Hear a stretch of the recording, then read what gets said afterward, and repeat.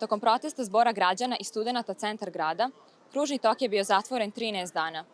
I mnogi komentarišu da je tada saobraćaj bio mnogo funkcionalniji. Večeras pitamo naše građane šta misle o tome. Da li mislite da bi centar grada trebao biti pešačka zona? Pa po meni, ja mislim da bi bilo najbolje da imamo kao pešačku zonu ovde. Jer uvek se ovde pravi gužva svakako, a kad bi imali pešačku zonu, kao kad je bio Đaciland, mogli bismo koristiti to kao druženje, za izlaske, da dođu i mladi i stari, da se skupa popričamo i da sednemo. Ono je pešačka zona ovde, što niko ne radi svoj posao, što ne stanu policije tu, pa da ovo je pešačka zona. Kako da ne? Ja nisam odavde, ali fali vam pješački zona. Pa, mislim da bi trebao.